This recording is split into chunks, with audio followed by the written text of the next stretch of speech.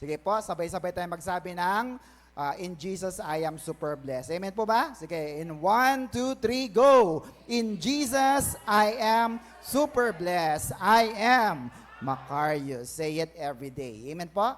Sapagkat pag sinasabi natin ito'y pagpapala in our spirit, soul, and body. Ako po si Pastor Gani V, sa mga hindi po nakakilala. And kung bago po kayo sa ating pong YouTube channel na ang pangalan po ay The Master Teacher BS, na sa ngayon ay, tinan nyo naman, 978 na bago mag 1,000 subscriber. Palapakan nga natin si Lord. Konting-konti na lang. So please don't forget to like, share, and subscribe. At salamat din po sa panonood po ninyo. No? Kahit tapos na po yung series, pwede nyo po siyang balik-balikan. Yun ang kagandahan po noon. At makakatulong din po tayo sa ating page at channel na marami pa po ang maabot na kaluluwa para sa kapurihan ng ating Diyos na buhay. Amen po mga kapatid? So salamat po for watching our online worship service. Okay, so let's begin our lesson entitled Enjoying Life Under God's Authority, part number 15. At ang ating pong laging ipinopropose ay basic. Ito po, we can enjoy life under God's authority. Nilalaban namin yan. Hindi boring ang maging Christian. Amen mga kapatid? Mas masaya pa nga pag nasa Lord ka. Amen po mga kapatid? Kasi alam mo na ang Diyos pagpapalain ang ating mga buhay. So, we're still under the proposition number 3. And what is that? We are what? Commanded to do it God's way. Inuutusan tayo na gawin ang mga bagay ayon sa kalooban at pamamaraan ng Diyos. Why? Next po. Because doing it my way instead of God's way is very what? Dangerous. Yan. So, kailangan sumunod na lang tayo sa Panginoon. And we are discussing the errors of Cain's way and its consequences. Nakita natin may mga maling pamamaraan si Cain.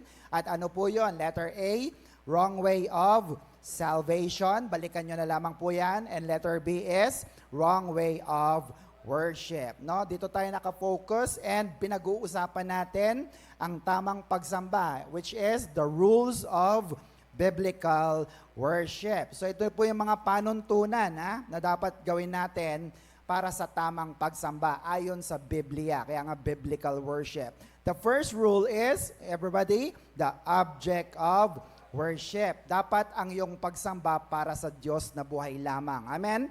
Second, the manner of worship, pamamaraan or style. The third is the place of worship. Pag sinabing place, ano po yon? Lugar kung saan tayo sumasamba. At saan nga ba tayo sumasamba? Next po, it is the church. Sabi nga po natin church.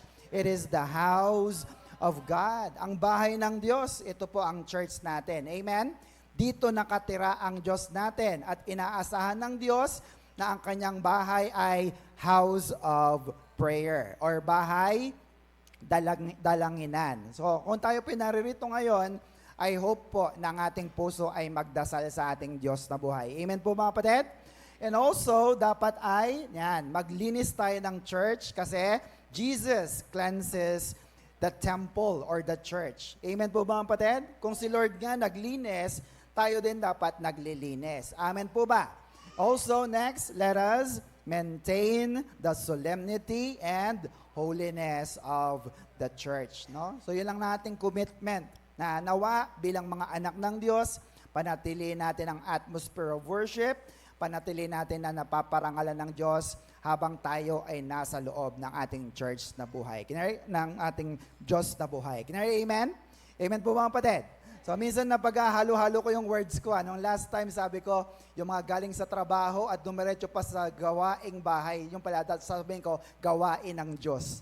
Yan, kaya medyo na pag-mixed up ko po yung mga salita ko. So please bear with me. Amen po ba mga kapatid? Amen. So kaya po, sa paglilinis ng church, nagpapasalamat po tayo sapagkat may mga kapatid tayo na ibinigay ang kanilang oras, ang kanilang panahon sa paglilinis. At yan po sa pangunguna ni Sister Pe Salvador. Palapakan nga natin. Yan. Sa kanilang ministry na ang pangalan po ay Church Support Ministry. Very important ministry po yan. Bakit? So kung si Lord Jesus ay naglilinis, ibig sabihin, yung mga naglilinis din ng church, malapit ang puso ng Diyos sa mga nagpapaganda at naglilinis ng ating church. Kaya sabihin sa katabi, ayusin natin ang church natin. Amen mga kapatid? Pagandahin natin ang bahay ng Panginoon. Can you hear amen? Amen. And lastly, number 4 is, next po, the materials of worship. No? Dapat po iniingatan natin, ginagalang natin ang mga gamit sa loob at labas ng ating church. Dapat pa nga po nililinis lagi yan, dapat pinapaganda at ini-improve pa natin. Can you hear amen? Amen. Or we will end up like, next po, kay King Belshazzar. Ito po isang hari na mali yung kanyang paggamit sa mga gamit sa templo. Why? He is misusing the sacred vessel from the temple. Anong ginawa niya? Ginawa niyang inuman ng alak yung mga tasa, mga plato ng templo, and he gave a big party. At habang sila po'y kumakanta, nagiinuman, sumasamba sa kanilang Diyos-Diyosan, ay lumabas po ang isang kamay at nakasulat sa pader. At ang ibig sabihin po nun, nung gabi din na yon, dahil hindi nila pinaparangalan ang Diyos na buhay, nung gabi din na yon, si King Belshazzar po ay namatay at ang kanyang kaharian ay bumagsak. No? So nakasuklam-suklam at masaklap ang nangyari sa kanyang buhay. Kaya ibig sabihin po ganito, kung gagamitin natin ang ating mga gamit, ang gitara, ang instrumento, yung mga mic natin, sasakyan natin, even this building, no? Dapat po ay tiyakin natin na mapaparangalan natin ang ating Diyos. Can you hear amen? At hindi po magagalit ang Diyos na buhay. So, brothers and sisters, gamitin natin ang tama, maayos, malinis ang mga gamit ng Diyos. Amen po ba? Nagkakasundo po ba tayo doon? Yan, ingatan natin at igalang natin ang mga gamit ni Lord at ng church. That is plain and simple. So, ibig sabihin lamang po, after church, iligpit natin yung mga gamit. Tama po ba? Maglinis tayo, takpan natin ang dapat takpan, hugasan, punasan, pakinisin, isara ang dapat isara. Dapat po ay well-maintained. Bakit po kaya? Sapagkat sabi ng Bible, ang mapagkatiwalaan sa maliit ay pagkakatiwalaan sa malaki. Kung ganito lang kaliit ay hindi natin ma-maintain, paano pa kaya tayo papalaki ng Diyos? Tama ba mga kapatid? Gusto niyo po bang lumaki ang church natin? Ako gusto ko po at gusto kong makita pa na mag-branch out, mag-daughter church pa ang church natin. Kaya sa maliit na iglesyang ito ay ingatan natin ang mga gamit at ang iglesia ng ating Diyos na buhay. Shout amen. Palapakan nga po natin ang ating Diyos na buhay. So, iwan na po natin yan and now we will talk about the 9 elements of worship. Ito po ay hango sa libro po ni Dr. Ron Kenoly. At kung hindi nyo po naitatanong, si Dr. Ron Kenoly po ay isa pong worship leader. He's the worship leader that I grew up with. At namatay po siya kailan lang, February 3, 2026. No? So, sa akin po, hindi ko naman siya nakitang personal sapagkat Amerikano nga siya, Pilipino tayo. Pero umaasa ako na kapag kami po ay nagkita na sa langit, doon kami magkakantahan. Doon kami magpe-praise and worship. Amen po mga kapatid? Kasi nakita ko po ng lingkod ng Diyos na ito ay talagang naglingkod sa ating Panginoon through praise and worship. Amen po ba? Amen. At ito po yung mga bagay na gusto niyang itinuro niya way back, matagal na po ito. Pero dahil nga tribute ko po ito para sa kanya kasi isa po siya sa influence ko po kung bakit gusto ko rin maging worship leader noon, nung bata pa ako. So, ito po yung mga ginamit niya, mga tinuro niya para maging acceptable ang ating pagsamba sa Diyos na buhay. Handa na po ba kayong malaman? Amen. So, ito po ay nakadetalye sa libro ng pangalan ay Elements of Worship. It is the detailed analysis of the first worship experience recorded in the Bible. Ito po ay tungkol sa story ni Abraham nung isasakripisyo niya ang kanyang anak na, sinong anak ni Abraham? Isaac, no? In Genesis 22. And si Ron Kenoly po, ang kanyang ginamit ay yung principle ng hermeneutics na law of first mention. Sabi nga natin, first mention. Yan, yung unang pagkakabanggit. Bakit po, Pastor?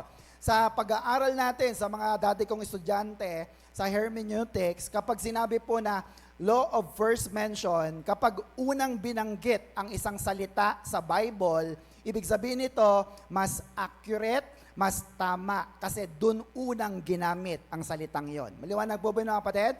And in this case, ay in-establish po ni Pastor Ron Quinoli na ang tamang pagsamba ay mayroong 9 elements. Yun ang pag-uusapan natin. Pero kung babasahin nyo po yung libro, nakalagay po doon na hindi kasama o hindi na isama sa listahan ang music patungkol po sa tamang pagsamba. No? Nakakagulat talaga. Hindi pala kasama ang music, ang songs sa mga kanta. Yes, hindi po kasama in the first mention in Genesis 26. Can I hear amen? Amen po ba? Sapagkat later on, dahil lumabas na si Haring David, isang salmista, at dumating na ang New Testament, lumapit na rin po at dumami na ang mga sumasamba sa Diyos sa pamamagitan ng awit. Maliwanag po ba yun, mga kapatid? Amen po ba? So these 9 elements ay tiyak na magkakaroon ng magandang epekto sa atin. Bakit? Sapagkat kaya nitong pababain ang presensya ng Diyos kahit walang tugtugan.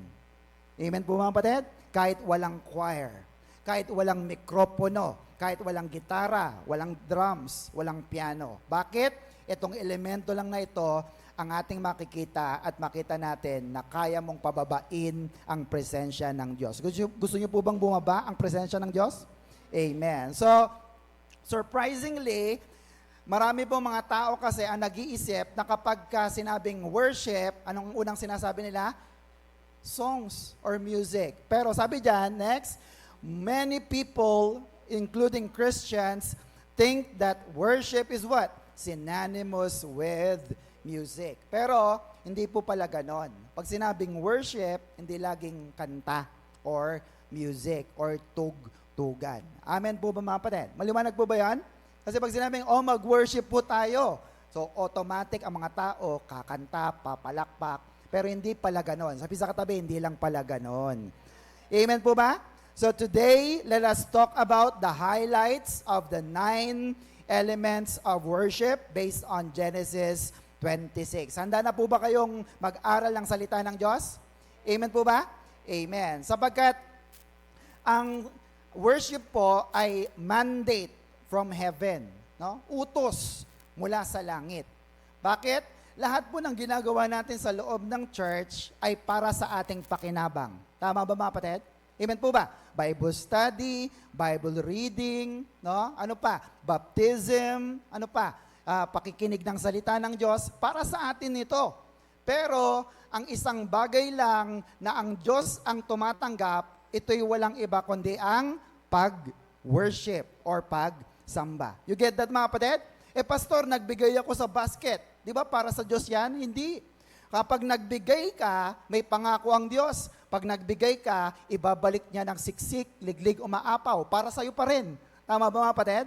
Amen po ba? Kaya ibig sabihin, ang worship po is a mandate from heaven. Ibig sabihin po nung sabi ng Bible, let it be done on earth as it is in heaven. Kung anong nangyayari dyan sa langit, Lord, mangyari dito sa lupa. Ano yon? Yung pagsamba sa Diyos. At anong pagsamba yon?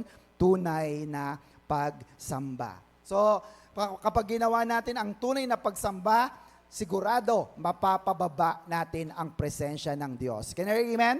Amen. So let's study this. Number 1, of the 9 elements of worship. Number 1 is, everybody, next po, testing or trial. Sabi nga natin, testing. Yan, testing. No?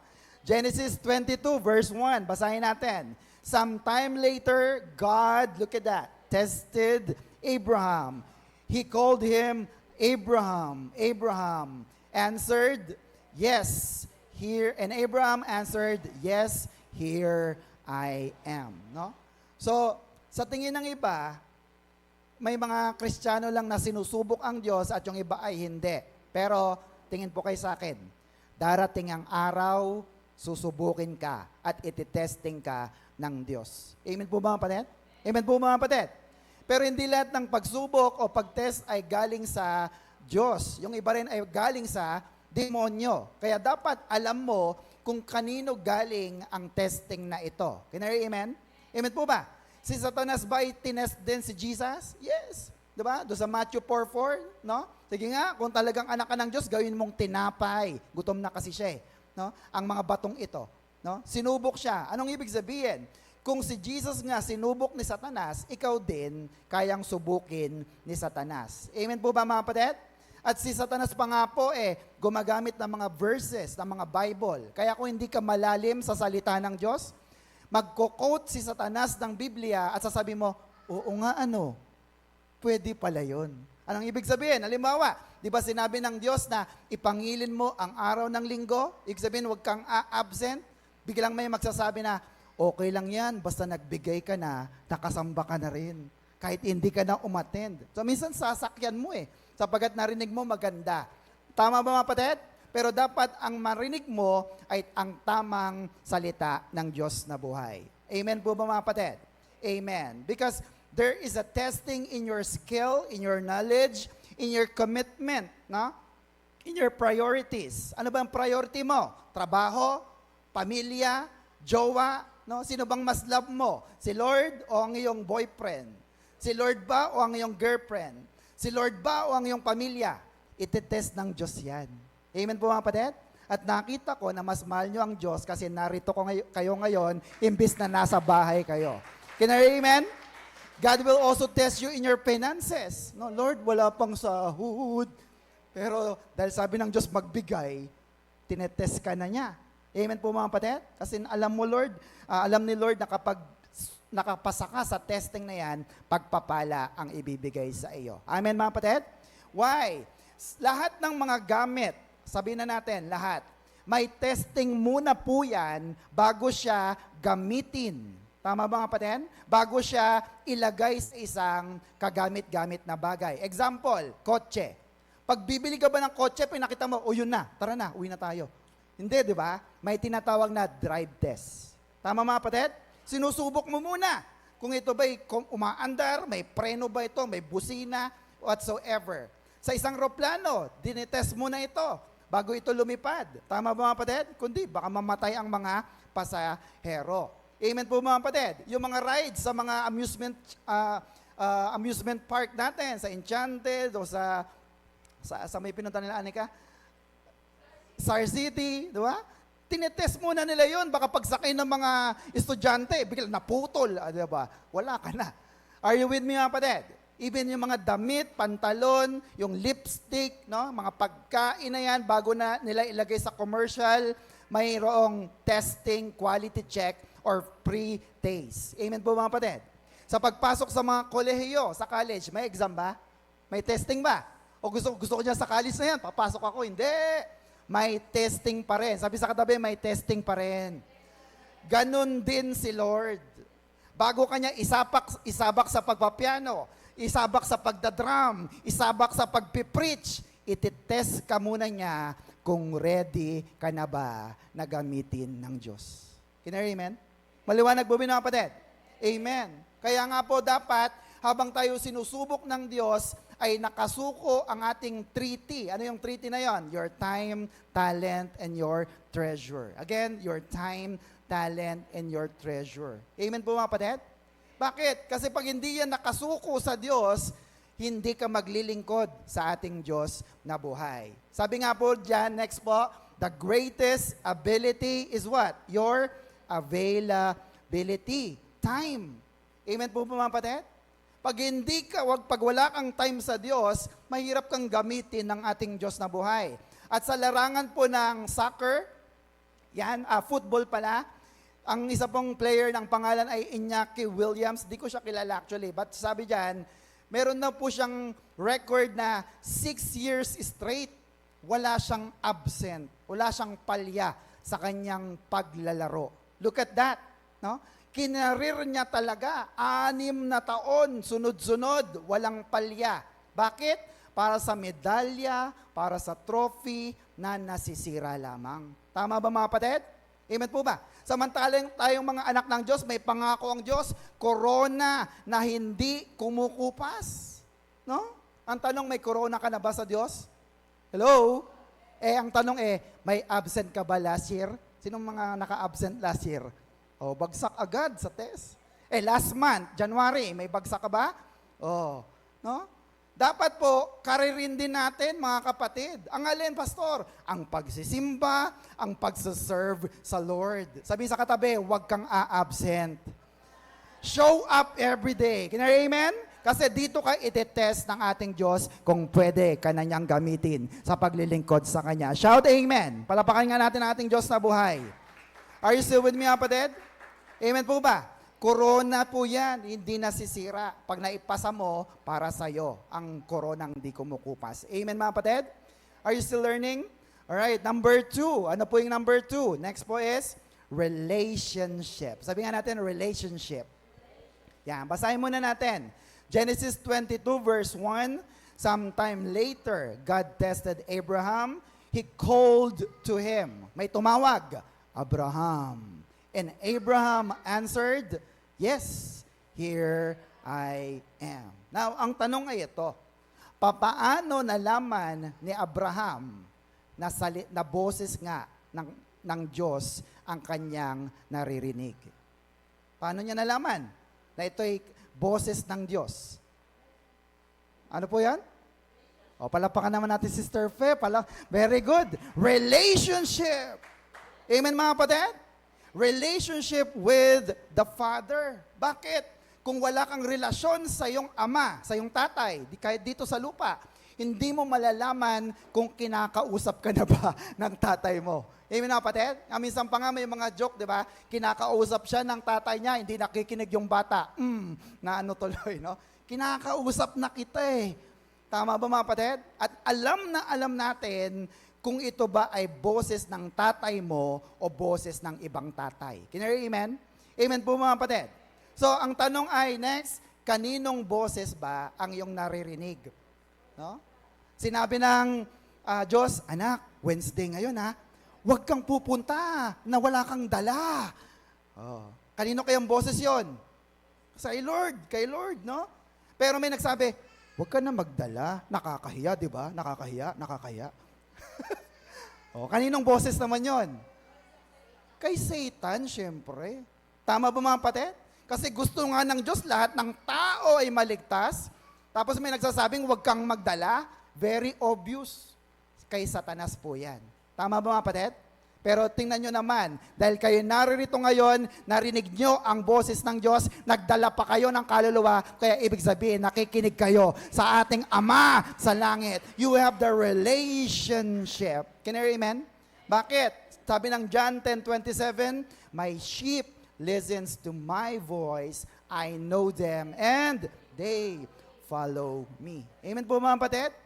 Kung hindi ka sa Diyos, kung hindi ka tupa, kambing ka. No? Hindi ka para sa Diyos.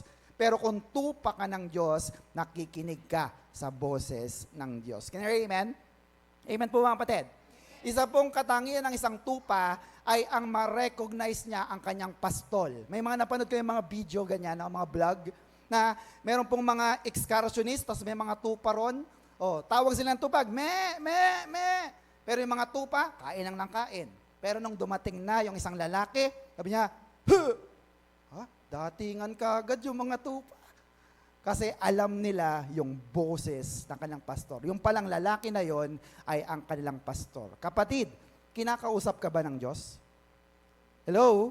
Naririnig mo ba ang boses ng Diyos? May relasyon ka ba sa Diyos? Sinasabi ba ng Diyos na magdala ka ng kaluluwa? Pag ginawa mo yan, ito'y isang uri ng pagsamba sa Diyos na buhay. Can you hear amen? Palapakan nga natin, Panginoon. Next, number 3. Ano po yon? Next, mabilis lang tayo 3 is journey. Sabi nga natin, journey. Yan. Ibig sabihin nito, you go to a place where you and God can meet alone, exclusively. Amen po, mga kapatid? So, saan kaya yung lugar na yon na pwedeng ikaw lang at ang Diyos ang talagang mag-uusap? Sa church. Tama ba, mga kapatid? Hindi sa mall, hindi sa parke, hindi sa basketballan, hindi sa computer shop, hindi sa pasyalan, hindi po Maraming distraction dyan. Pero sa church, pwede kang makipag one-on-one sa Diyos. Can you hear amen? Look at this. Genesis 22, verse 2. Take your son, God said, your only son, Isaac, whom you love so much, and look at that, go to the land of Moriah. Saan siya pinapapunta? Si Abraham? Sa land of Moriah. Actually, yung land of Moriah is a mountain, bundok, Mount Moriah. Then on a mountain, I will show you, offer him as a sacrifice to me. No? So, ibig sabihin po, itong si Abraham at ang kanyang mga kasama at si Isaac, nag-field trip. Next po. Sabi niya nga natin, field trip or journey. No? Sa mga teachers, mahalaga po ba ang field trip sa mga bata? Sa mga nanay at tatay na, may field trip kami, sama ko. Mahalaga ba ito sa mga anak natin? Yes. No? Lalo naman pag mga college na, payagan muna, di ba? Tama ba mga kapatid? Mag-field trip sila. Bakit? It is the hands-on experience. Amen po ba? Na makita nila, ganun pala kalaki ang ostrich. Ganun pala ang lion, kalaki. Ganun pala sumakay sa malaking Ferris wheel. Kasi hindi ka man lang nakasakay sa eroplano. Diba? Are you with me mga kapatid? And look at that. Pag ikaw ay nag-journey kasama ang iyong ama, ang ating Diyos na buhay, it improves your relationship. Tama mga kapatid? Nakikilala yung ugali mo. No? Ito pala nga to, antukin pala tong anak ko na to. Ito pala anak ko na to, gutumin. No? Ang anak ko pala na to ay reklamador. No? At nakikilala din niya kung sino yung kanyang teacher, yung kanyang tatay. Can I amen? If you do that, brothers and sisters, ibig sabihin po nun, you will have a quality, intimate, uninterrupted time with the Lord. Walang istorbo. Sabi sa katabi, walang istorbo. Tama ba mga kapatid? Ano ngayon kung walang istorbo? Ibig sabihin nun, nakakapag-usap kayo ng masinsinan. Parang sa mga mag-boyfriend, girlfriend, pag nag-date. Pag nagde-date ba kayo, may kasama? Ang tawag doon, third wheel ba tawag doon? No? O, chaperone, di ba? May kasama ba? Wala. Bakit? Kasi gusto nyong magkamasinsinan. O, saan ba tayo titira kung magkatuluyan tayo? Di ba? O, ano bang paborito mong ulam? O, di ba? Amen mga kapatid? Ano bang mga ikinakatuwa mo? Di ba? So, you will hear your plans together kasi makikita mo na ang iyong kinakausap ay intimate ang inyong pag-uusap. Can you amen? Ganon din sa Diyos.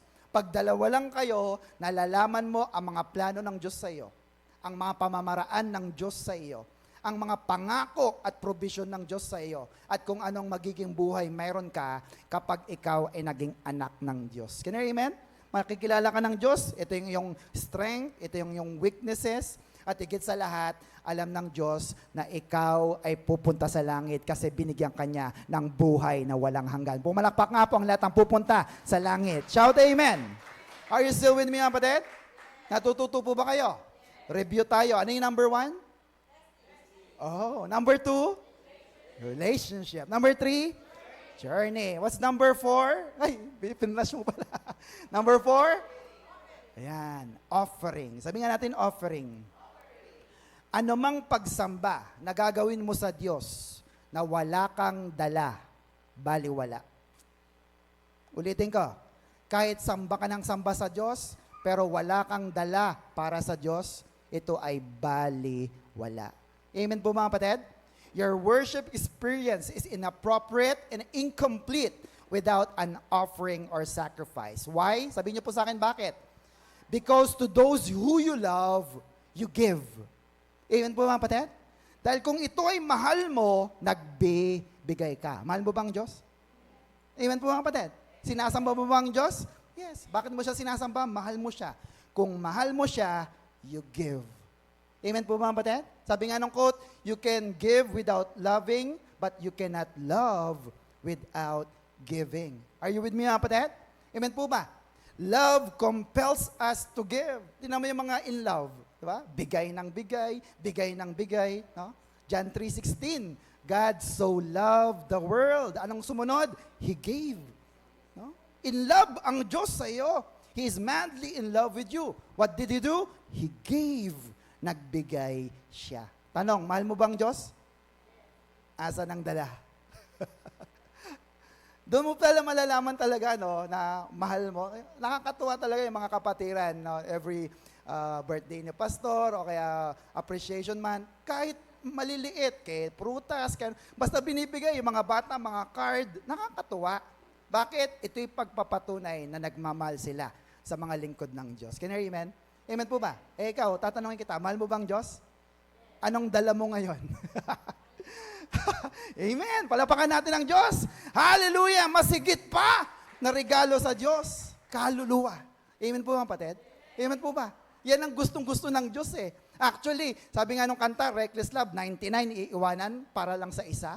No? Kasi pag natagpuan ng isang kaluluwa na yan, brothers and sisters, buong kalangitan at buong OCW Pampanga, nagdiriwang kasi yes, may bago na kaluluwa. Can you hear amen? Amen po ba? So what's that? Offering. Sabi nga natin, offering. Genesis 22 verse 2, balikan natin. Take your son, God said, your only son Isaac, whom you love so much, and go to the land of Moriah. There on a mountain that I will show you, ano gagawin? Offer him as a sacrifice for me. Look at that. Ang pagsamba ni Abraham ay may dala siyang offering or sacrifice. Can you hear amen? Na iaalay. Amen po mga kapatid? Amen po ba? So, tatanungin ko po kayo, kung si Lord Jesus kaya ay dumalaw sa church na ito, saan kaya siya uupo? Tingin nyo lang, hula lang, saan po? Sa likod, pwedeng sa harap, pwede siyang mag-preach, di ba? Wow, si Jesus ang magpipreach. Atin ako. Pwede siya sigurong tumugtog kung marunong siya. Tama ba? Saan po ba siya uupo talaga? Sa gitna, pwede rin. Pero basahin natin kung saan siya uupo. Mark 12:41. Jesus sat down opposite to the place where the offerings were put and watched the crowd putting their money into the temple treasury. Many rich people threw in large amount. Wala ba doon? Sorry, no? Pero yun nga, Mark 12:41. Sa Tagalog, ang sagot po sa tanong saan uupo si Lord Jesus, ano ang sagot? Ayan na. He sat by the offering. No? Anong ibig sabihin? Kung si Lord ngayon ay narito, siguro nandito siya. Ayun yung offering basket eh. At titignan niya isa-isa yung mga naglalagay doon sa basket. Can you hear amen? Amen po mga kapatid?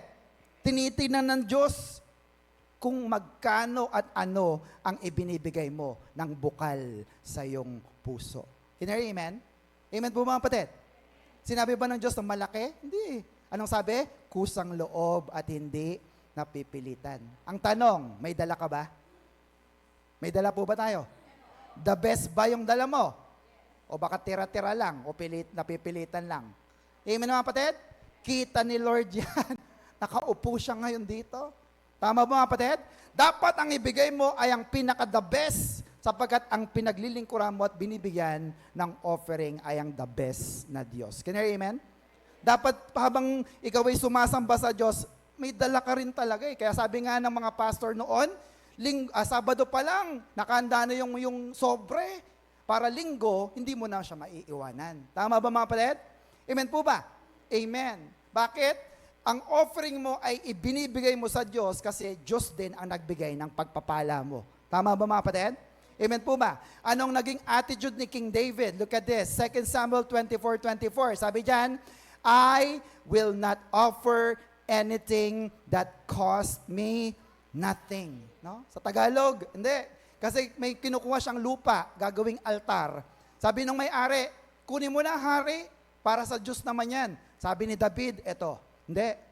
Babayaran ko yan ayon sa presyo mo. Bakit? I will not offer anything that cost me nothing. Ano sa Tagalog? Ang tunay na pagbibigay ay pag nasasaktan ang iyong bulsa. Amen na kapatid? Ang tunay na pagbibigay ay kung ikaw mismo ay nasasaktan at nagsasakripisyo. Can you hear amen? Does it cost you anything pag nagbibigay ka? Lord, pang Jollibee ko na to eh. Sige, sa'yo na. Amen po mga kapatid? One of the example ay yung babae, si Mary. Yung kanyang pabango ay kanyang binuksan, ibinuhos sa paa ni Kristo. Amen po ba? At sabi ng Biblia, nagalit si Judas. Ang pabango na maliit na yon ay katumbas ng presyo ng sahod ng isang tao noon sa buong taon. Sabi niya, sayang, sana binenta na lang natin. Pero hindi eh. kahit masaktan ang bulsa ng babae na yon, ibinigay niya bilang extravagant worship sa Panginoon. Can you hear amen? Si Abraham, anong kanyang masakit na sakripisyo? Ibinigay niya ang kanyang kaisa-isang anak. Sino yon? Si Isaac. Can you hear amen? Ikaw ba, kaya mo bang isakripisyo ang iyong pamilya?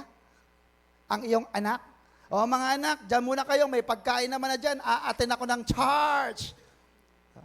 Sabi niya, hindi po ako makakatin, pastor. Bakit? May apo po ako.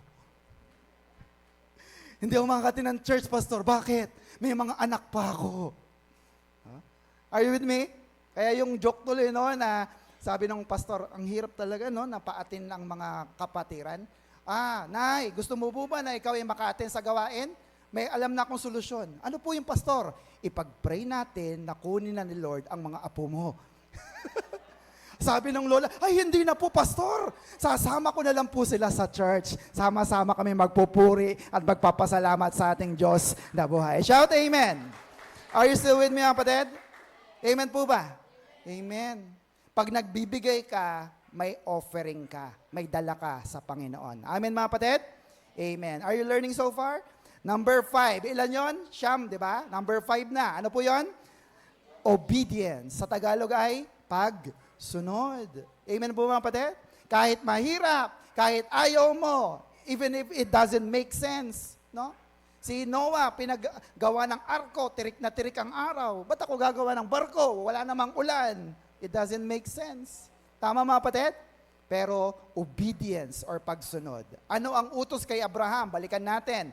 Genesis 22 verse 2, take your son, God said, your only son Isaac, whom you love so much. And look at that, go to the land of Moriah, there on a mountain that I will show you, offer him as a sacrifice to me. Ano yung dalawang utos? Pumunta ka sa Moriah. Pangalawa, ihandog mo siya doon. Natupad po ba? Natupad po ba? Verse 3, look at this. Early the next morning, Abraham cut some wood for the sacrifice, loaded his donkey, and took Isaac and 2 servants with him. And look at that. They started out for the place that God had told him about. No? Sa ibang version, they began the trip to the place. They went to the place. So, nasunod po bang utos ng Diyos? Yes. Dinala niya si Isaac, took Isaac, and they started out to the place. Naglakbay na sila. Amen po, mga kapatid? Amen po, mga kapatid? Now, tingin po kayo sa akin. Ano man ang iyong gawin para sa Diyos ay baliwala kung hindi ka sumusunod sa Diyos. Amen, mga kapatid? Mga magulang, amen po ba yan? Ano man ang gawin ng anak mo, kung ang anak mo ay matigas ang ulo at hindi sumusunod sa iyo. Di ba? Baliwala. Minsan pa nga, pag ang anak mo ay matigas ang ulo, hirap pagkatiwalaan. Nak, sayang ka na ha? Opo, Nay. Opo. Pagbalik mo, may sinayang na? Wala pa po. Tama, mga kapatid? Ganon din sa Diyos. Nangako ka ng nangako, naglilingkod ka na naglilingkod, hindi ka naman sumusunod sa Diyos. Brothers and sisters, hindi rin po malulugod. It is meaningless if you're not obedient. Can you hear amen? Amen po, mga kapatid? Amen. Bakit po? Sa mga anak natin, kapag hindi sila sumusunod, di ba? Kahit mahal nyo po mga anak nyo, pero alam mo na matigas ang ulo, di ba? Napagbibigyan mo ba? Madalas? Kahit matigas ang ulo? Ayan. Di ba may reservation. Pero pag masunurin yan, sige na, bahala na. Kuha ka na sa pera sa wallet, go. Tama, kapatid? Pero yung anak mo na alam mong matigas ang ulo, ayaw susunod sa iyo, you want them disciplined. Tama, kapatid? Tama po ba? Kaya kahit anong request niya, sige na, sama ako, sige na, ano. Oh? Hindi mo papayagan. Bakit? Pag iniwan mo rito, diyan ka lang ha, pagbalik mo, asan na siya? Kung sumama yan sa kung saan at napahamak, na-kidnap o na-aksidente. Tama ba, mga kapatid? So, ibig sabihin, anything or everything that you do, that you are disobedient, is meaningless. Amen po, mga kapatid? Amen po ba? Kaya dapat sumunod tayo sa ating Diyos na buhay. Bakit? Next po. Delayed obedience is what? Is still disobedience. No? Pag sinabing delayed obedience, yung, nak, magsaing ka na. Opo, wait lang. Oh, delay na. No? It is still disobedience. Sa ibang salin, tsaka na Lord. Nak, maglingkod ka na ngayon. Tsaka na pag gumraduate na ako. Gumraduate, maglingkod ka na. Tsaka na pag may trabaho na ako. Maglingkod ka na, may trabaho ka na. Tsaka na pag may asawa na ako. Pag may anak na ako. At ngayon na siya ay 50 anyos, 60 anyos na siya, lulugulugo na. Sabi niya, Lord, pwede na ako maglingkod. Ay, teka lang, masakit ang likod ko. Tsaka na lang ulit, Lord. Are you with me, mga kapatid?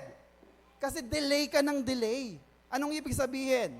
Pag inuutusan ka ng Diyos, ano man ang iyong kalagayan, ano man ang iyong edad, sumunod ka sa Diyos kasi hindi ka niya ipapahamak. Can you hear amen? Palapakan nga natin ang Diyos na buhay. May mga tinawagan Diyos na bata. May mga tinawagan Diyos na mga middle age lang. May mga tinawagan Diyos na mga matatanda na. At yun ang panahon na sila ay dapat sumunod sa ating Diyos na buhay. Can you hear amen? Amen po mga kapatid. Kaya tingnan mo pag hindi ka masunurin sa Diyos, kahit kanta ka ng kanta, paus ka na, yung kamay mo, pudpud na, kakatugtog, disobedient ka, matigas ang iyong ulo, sayang ang pagod mo. Performance lang yan. Tama ba mga kapatid? Amen po ba? Sabi ng Diyos, wag ka na magpuyat Sabado ngayon, Sunday bukas. Magplantsa ka na ng damit mo. Ihanda mo na yung tithes and offering mo, yung grace giving mo. Tapos pag mamaya mag-pray ka, hingi ka ng sorry sa akin, nagkamali ka, hindi mo ginawa. Pagdating mo rito, hallelujah, praise the Lord. Sabi ng Lord,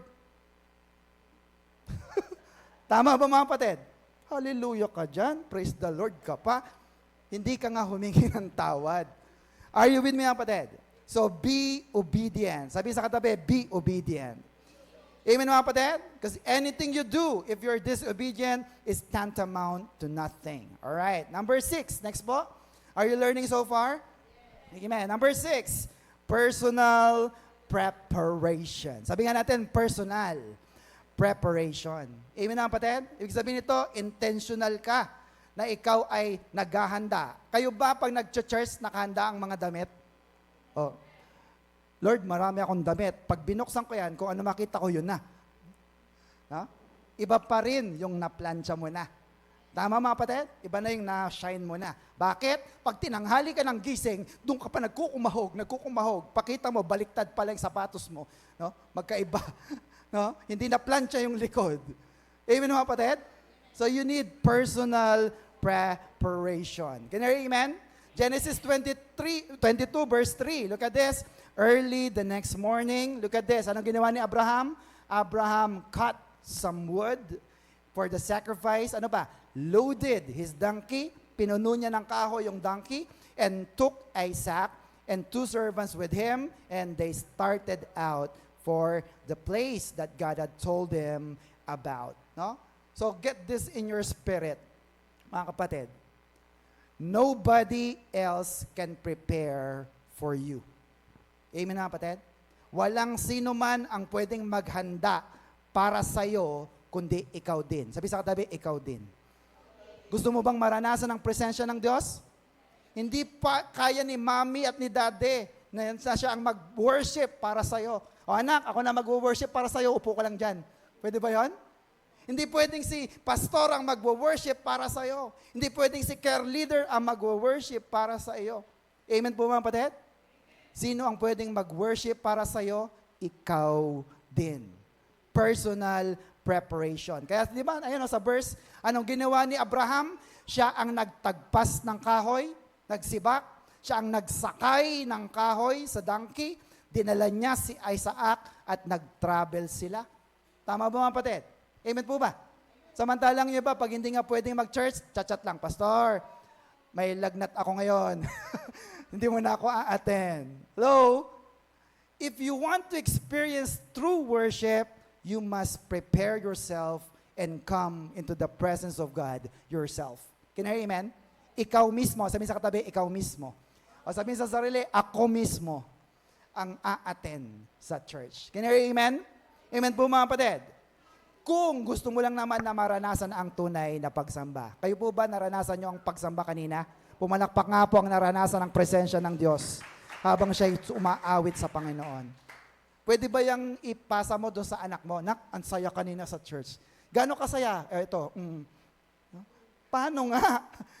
Attend ka kasi. Amen po mga kapatid? Because worship is personal preparation. Are you still with me? Amen. So may natutunan po ba kayo? Ano po yung number 1 ulit? Testing. Number 2, relationship. Number 3, journey. Number 4, offering. Number 5, obedience. Number 6, kanina, bago lang yan, personal preparation. And number 7, next po, everybody, separation, no? From the people. No? Lumayo ka naman minsan sa mga tao na laging pumipigil sa'yo para sumamba ka sa Diyos. Tama ba mga kapatid? Lumayo ka rin minsan sa mga tao na pinipigilan ka para i-fulfill ang calling mo para sa Diyos. Sabi ko nga po sa mga care leader natin, kung hindi tayo parehas ng pupuntahan, pwede ba maghiwalay muna tayo saglit para parehas tayong may mapuntahan? Tama ba mga kapatid? Kasi kung ako pupunta rito sa kaliwa, ikaw kanan, naghihilahan tayo. May mapupuntahan ba tayo? Wala. Maghiwalay tayo. Para ako makapunta rito, ikaw makapunta dyan at magawa natin ang pinapagawa ng Diyos sa atin. Can you hear amen? Amen po mga kapatid? Separation. Sabihin natin separation. Genesis 22:3, early the next morning, Abraham cut some wood for the sacrifice, loaded his donkey, took Isaac and 2 servants with him. Verse 5, talon tayo. NIV, he said to his servants, stay here with the donkey while I and the boy go over there. We will worship. Anong gagawin nila? Magwo-worship. And then, we will come back to you. No? Look at this. Nung nag-travel si Abraham, may dala siyang 2 servant. At yung 2 servant na yon, hindi lang basta ordinaryong alipin, yung isa doon ay panganay niyang anak na si Ishmael, at ang ikalawa ay ang kanyang head servant, no, pinaka-mayordoma, na si Eliezer. No? Anong sabi niya doon sa 2 servant niya? Dito lang kayo. Aalis muna kami, pero babalik kami pagkatapos naming sumamba. You get that mga kapatid? Bakit kaya pinaiwan ni Abraham yung 2 alipin? Bakit po kaya? Istorbo. Sabi mo nga, istorbo. At pwede silang pumigil. They will stop you from worshiping God intimately. Can you hear amen? Amen po mga kapatid. Kasi pag nakita nila, kasama nila, nakita nila si Isaac, tinalian. Tapos nung itinaas na ni Abraham yung kutsilyo, saksakin si Isaac, sa tingin nyo ba yung 2 alipin na yon ay hindi niya pipigilan si Abraham? Abraham, wag po. Tama ba mga kapatid? So what do we need? Separation. Can I hear amen? Amen po mga kapatid. Nung si Maria po ay nagbuntis kay Lord Jesus sa pamamagitan ng banal na Espiritu. Alam niyo po ba ang kanyang ginawa? Hindi siya pumunta sa kanyang mga magulang o sa mga malalapit niyang kamag-anak. Ang pinuntahan niya ay si Elizabeth na kanyang pinsan. Bakit? Si Elizabeth po ay nagdadalang tao rin at ito po'y kinasihan din ng banal na Espiritu. Amen po mga kapatid? But look at the dilemma. Sino po sa inyo may mga anak na dalaga? Taas nga kamay. Mga 14, 15, ganyan. No? Ano ang, halimbawa na lang, ang iyong anak ay nagkaroon nga ng ganong aksidente na siya ay nagdadalang tao. Papaano niya ito sasabihin sa kanyang mga magulang? At lalapit siya ngayon, sasabihin niya, Nay, Tay, buntis po ako, si Lord ang Ama. Maintindihan niyo ba yon? Maintindihan niyo po ba? Hindi. Pero ang totoo, ito'y pinagbuntis sa banal na Espiritu. Yes. Pero si Maria ay pumunta sa lugar kung saan may tao na nakakaunawa sa kanya. Sino yun? Ang kanyang pinsan na si Elizabeth. Luke 1:39-42, look at this. Mary got up and went quickly to a town in the hills of Judea. No, nagmamadali siya. Pumunta siya doon sa kanyang pinsan. She came to Zechariah's house and greeted Elizabeth. When Elizabeth heard Mary's greeting, the unborn baby inside her jumped, and Elizabeth was filled with the Holy Spirit. 42, she cried out in a loud voice, God has blessed you more than any other woman, and He has blessed the baby to which you will give birth. No? Pinuntahan ni Maria si Elizabeth at tinan nyo, pinagpala ni Elizabeth si Maria. Sabi niya, God bless you. Pinagpala din niya yung baby. Yung baby na nasa tiyan mo ay super blessed din. Amen po mga kapatid? Blessing ang baby na yan sa iyo. Hindi niya hinusgahan si Maria. Bakit? Ang pinuntahan niya ay ang mga tao na makakatulong sa kanya para sumamba sa Diyos na buhay. Kinari, amen? May mga tao ba na pumipigil sa inyo para mag-church? Minsan, medyo layuan natin sila. Kinari, amen? Amen po mga kapatid? Separation. Bakit? Para matupad natin ang pangako ng Diyos at ang pagkakatawag ng Diyos sa ating mga buhay. Kinari, amen? Are you still learning? Alright, number 8. Mabilis lang po tayo. 8, willing to suffer. Yan. Sino sa inyo ang handang masaktan, magsakripisyo? Hello, meron po ba rito? Meron po ba? Asan po? Pakilista nga natin. Oh, talaga ah. Lilista talaga namin yan. Pero itong totoo, real talk. None of us wants to suffer. Tama mga patid? Wala. Kung sa tinapay na 10, 11 kayo, aba, dapat hindi ako yung pang 11. Kahit pasok ako dyan. Tama mga patid? Sa ayuda, sa mga bigayan. Hello? Are you with me? And what's what happened sa ating Diyos na buhay? No? Ginawa niya ang lahat para ikaw at ako ay magkaroon ng buhay na walang hanggan. Amen mga patid? In Genesis 22 verse 6, look at this. Abraham took the wood for the burnt offering and placed it on his son Isaac, and he himself carried what? The fire and ano pa? The knife, as the two of them went together. No? Sabi nga natin wood. Ano pa? Fire.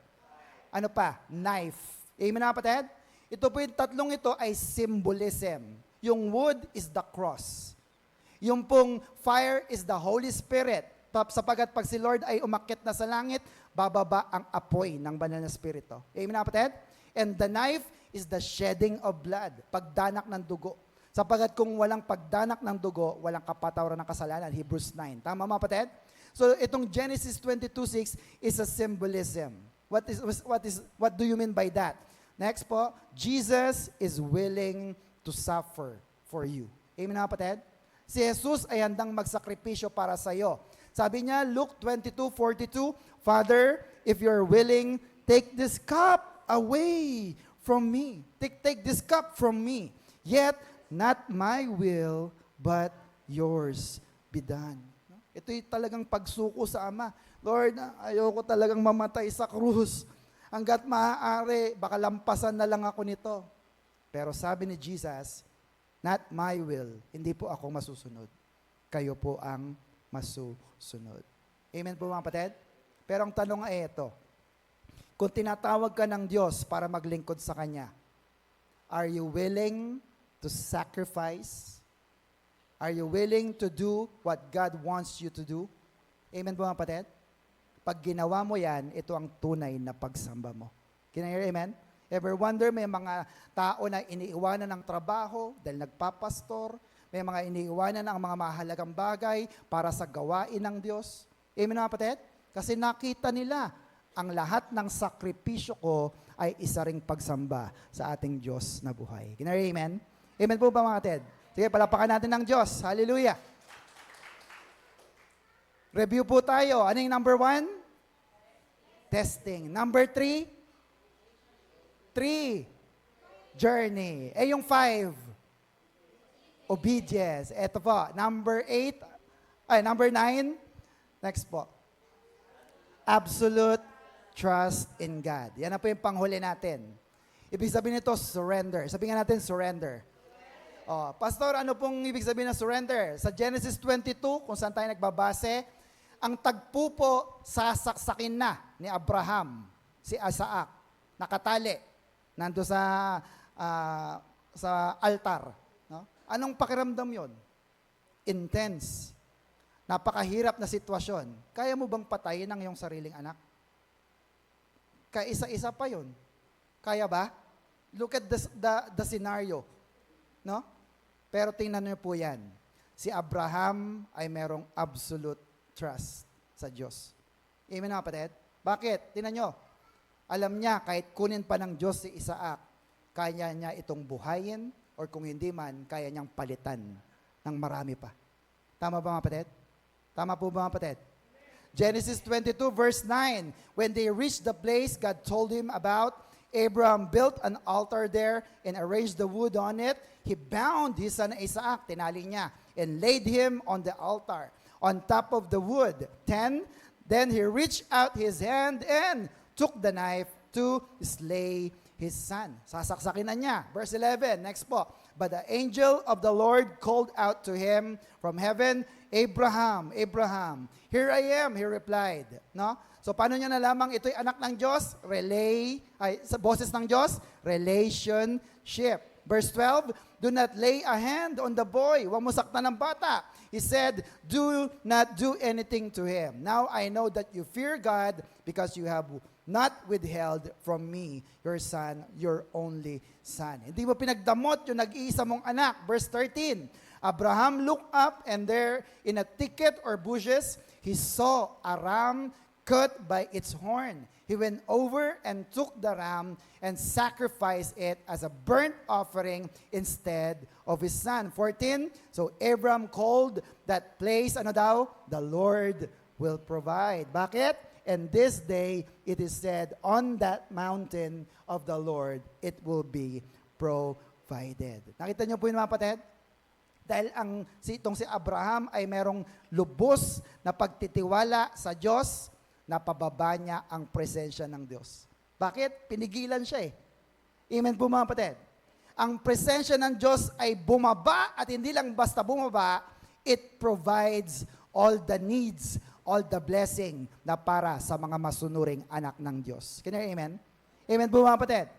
Kaya sabi ni Lord kay Abraham, Abraham, nakita ko na. Nagtitiwala ka talaga sa akin. Kahit na ibigay mo yung pinakamahalaga sa'yo, binigay mo pa rin sa akin.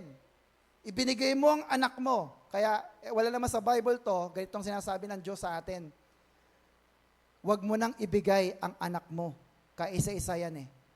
At ang sabi ng Diyos, anak, ako na lang ang magbibigay ng anak ko para sa'yo. Amen na kapatid? At doon na nga nasulat ang John 3:16. Dahil mahal na mahal ka ng Diyos, ibinigay ng Diyos ang kanyang kaisa-isang anak upang ang sino mang sumampalataya hindi mapahama, kundi magkaroon ng buhay na walang hanggan. Pumalakpak nga po ang lahat ng may buhay na walang hanggan. Dahil kay Jesus, si Lord na lang ang nagbigay. Bakit? Mahal ka niya. Mahal mo bang Diyos? Are you willing to give for the Lord? Amen po ba? May natutunan po ba kayo? Amen. So, let's have a quick recap doon po sa ating natutunan. Upo ng maayos. What are the 9 elements of worship? Number 1, everybody? Testing. Number 2, relationship. Number 3, journey. Number 4, offering. Number 5, obedience. Number 6, personal preparation. 7, separation. 8, willing to suffer. And number 9, absolute trust in God. Amen na kapatid? Itong mga bagay na ito, sana napicturean mo. Pag ginagawa mo ito, nasasamba mo na rin ang Diyos na buhay. Can you hear amen? Nakita nyo po ba sa listahan yung music? Nasa listahan po ba? Wala po. Bakit? Next po. In the first worship experience, music is not included. Walang gitara, walang awitan, walang piano, walang mga mic, walang choir, walang banda, walang mga amplifier, katulad po nito. Walang mga elite sound system. Basically, ano lang daw? Worship. Amen na kapatid? Pero sabi niya ba, hindi pala natin kailangan itong mga to, pastor. Benta na lang natin. Hindi po. No? Hindi po. Bakit? Magagamit mo pa rin yan sapagkat ito inihanda ng Diyos para sa atin. Pero bakit kaya hindi inilagay ng Diyos yung music? Pwede siyang pang-sampo, di ba? Para mabuo. Music. pero hindi niya ginawa. Alam niyo po kung bakit? Sabihin niyo po sa akin, bakit po, Pastor? Sapagkat marami pong mga tao ngayon ang tinatamad pag sinabing mag-worship na tayo. Kasi ang isip nila, pag sinabi pong worship, synonymous to music. Amen na, kapatid? Pastor, paano sinabi mong tinatamad? Nagtuturoan. Sister, pwede ka bang magpakanta? Siya na lang po. Ha? O ikaw ba, pwede ka tumugtog? Nung last week, ako na naman. Tama mga kapatid? Kasi ang isip nila, ang worship ay tugtog, kanta. Nakuha niyo po mga kapatid? Amen po mga kapatid? Amen. Kaya, tinago ng Diyos yung salitang music. Bakit? Ang music ay nakabase sa emosyon ng tao. Anong ibig sabihin po nito? Minsan, pagka okay ka, gusto mo magpakanta. Pag malungkot ka, sila po muna, may problema po ako. Tama? Ibig sabihin, hindi ka nakasamba. Tama po mga kapatid? Samantalang ang pagsamba ay pagsunod sa kung anong papagawa ng Diyos. Kaya malungkot ka, kaya masaya ka. Pag ginawa mo ang pinapagawa ng Diyos sa iyo, sumasamba ka na sa Diyos na buhay. Shout amen. Palapakan natin ating Diyos na buhay. Are you still with me? At bakit hindi nilagay ng Diyos ang music? Samantalang yung iba po, nagtatago sa likod ng mga magagaling na tugtugan. Pag masayang tugtugan, masaya din. Pero ang totoo, ang puso niya ay malayo sa Diyos. Hindi talaga siya masaya. Amen na, kapatid? Performance. Sabi sa katabi, performance. No? Yung sinasabi mong, hallelujah, praise the Lord, na wala sa puso, di ba? Matthew 15:8, wala dyan. They honor me with their lips, but their hearts are far away from me. Puro salita lang, hallelujah, hallelujah, wala namang puso. Brothers and sisters, ito ang dahilan kung bakit hindi lang dapat nakakahon ang iyong pagsamba sa music o mga kanta lamang. Can you amen? Amen po mga kapatid. Why? Next po, sabi dyan, worship is synonymous with music. At kailangan gamitin po natin ang ating mga puso sa pagsamba. Bakit po? Kapag ang iyong puso ay sintonado sa Diyos, kahit anong sabihin mo, baliwala po yan. Tama ba mga kapatid? Amen po mga kapatid? Dapat ang itono mo, hindi ang gitara, hindi ang drums, ang piano, or whatsoever. Ang itono mo ay ang puso mo. Amen na kapatid? Kasi pag tama ang puso mo sa Diyos, kaya sintonado ka man, kaya malat ka na, kaya paus ka na, kaya hindi ka marunong kumanta, pag sinabi mong, I love you, Lord! Tanggap ng Diyos yan. Kasi ito ay tunay na pagsamba na nagmumula sa ating mga puso. Shout amen! Palapakan natin ating Diyos na buhay. Are you still with me mga kapatid? So, may natutunan po ba kayo? Okay, so next week po, ipagpatuloy natin. So, may isang tanong po, how did Satan use music as a tool to promote rebellion, discord, and immoral values? No? Bakit hindi sinama ng Diyos ang music? Kasi ang music ay inherent kay Satanas. Siya ang worship leader sa langit. Pero nagkasala siya, pinababa siya ng Diyos sa lupa, dinala niya ang musika at ginamit niya ang musika para labanan ang Diyos. Amen na kapatid?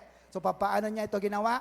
Pag-uusapan po natin yan next week. Kaya mag-ingat sa mga pinapakinggan. Dapat mga praise and worship song lamang. Can you amen? Palapakan natin ating Diyos na buhay. May natutunan po ba kayo? What is our Macarius Challenge? Everybody, next po. Worship in God's way and enjoy life. Isa pa nga po, worship in God's way and enjoy life. Gamitin mo yung 9 elements. Amen na kapatid? At pag ginamit mo ang elements of worship na yan, matutuwa ang Diyos sa iyong pagsamba, pagpapala ang ibibigay niya sa atin. Can you amen? Tayo pong lahat ay tumayo, tayo po'y manalangin. Hallelujah. Father God, we're so thankful tonight na patuloy pinagpala mo ang buhay ng bawat isa. Salamat Lord sapagkat binuksan mo ang puso namin sa tamang pagsamba. Hindi lang pala puro kantahan, hindi lang para puro tugtugan, sapagkat minsan nga napapagod kami, Panginoon, sa mga ganitong mga bagay. And yet, Lord, ibinigay mo sa amin ang 9 elements of this worship, Lord, upang kami rin po ay makasamba sa iyo. There is a testing, there is a relationship, there is a journey, there is offering, there is obedience, there is personal preparation, there is separation, there is willingness to suffer, and there is an absolute na trust sa iyo, Panginoon. ang siyam na bagay na ito, pag nagagawa namin, sumasamba na rin kami sa iyo, Panginoon. Kaya Lord, nawa ito'y matanim sa pinakamatabang bahagi ng aming puso. Upang sa pagpunta namin sa church, hindi lang kami nakaasa na kung sino bang tutugtog, ano bang kakantahin, nakakaiyak bang kanta, nakakatouch ba? Sapagat ang tunay palang pagsamba ay kung ibigay namin kung anong nais mo. Lord, give us an obedient heart, Lord. Sapagat ano man ang aming pagsasakripisyo, pagbibigay sa iyo, kung kami po hindi masunurin, it is tantamount to nothing. Thank you, Lord, for touching our hearts and speaking to our spirit. Patuloy po, Ama, na nawa ang lahat ng naririto ay maibigay namin ang tunay at pinakamataas na pagsamba para sa pinakamataas na Diyos. Ikaw po yun, aming Panginoong Yesus. May nga tayong binabalik sa inyo ang lahat ng papuri, pasasalamat, pagsamba sa pangalan ng aming Panginoong Yesus. Lahat ng sumasamba sa Diyos ay magsabi ng Amen. Palakpakan po natin ang Diyos. Ano po ulit ang ating Macarius Challenge? Everybody, worship in God's way and enjoy life. May enjoy mo ang buhay mo kapag tunay kang sumasamba sa Panginoon. Amen? Are you blessed? Super. Kung kayo po'y na-bless, i-bless din po natin ng Diyos through our grace giving. Tinatawagan po natin si Brother Edwin for our grace giving. Thank you po. Makakaupo po tayo saglit, mga kapatid.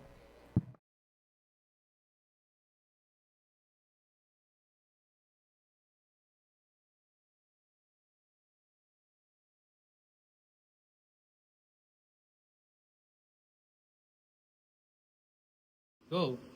Good day, brothers and sisters! May natutunan po ba tayo sa ating lesson? If yes, ilagay sa comment section. At kung nagustuhan mo ang video na ito, you can find more of this on our YouTube channel, The Master Teacher BS. You can like, share, and subscribe. See you in our next video. Stay Macarius! Bye!